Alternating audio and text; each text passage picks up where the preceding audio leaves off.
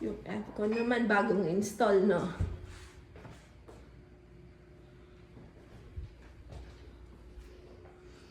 Tapos Bago yan? tinatanong niya, anong difference ng standard at saka yung deluxe? Parang may ano lang, standard. Kung yung nakikita nyo ma'am dyan, yan na po yun. O yung sa ilalim, yung standard yun. Mas maano, no? Mas maliit ng konti yun, no? Oo po. Tsaka walang supa tayo, eh. Wala po. Oo. Inverter pa yan. Oo nga. Malamig naman yung aircon. Oo.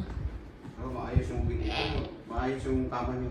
Oo. Kasi nung nag-apilar dito, Pakistani. Siya naman sila. Maselan yung ano dito. Tapos meron ding, may plancha. Meron ding ano. Yan. Di pa nga. Na ano. Yan, sige. Kasi babalik lang yun after 3 months pa naman eh. Kung isang buwan lang naman kayo, Oo. 20,000 lang sila sa inyo. Gamitin mo. Oo, what? Tsaka ang importante sa kanya yung aircon at tsaka yung shower, yung heater kung meron. Tsaka baka maingay ba talaga dito? Yun. Yung naririnig nyo po, ninunahan ko na kayo kasi pagdating ng rambugin kayo dito, pag may... Plain. Wala na tayong magagawa dyan ma'am.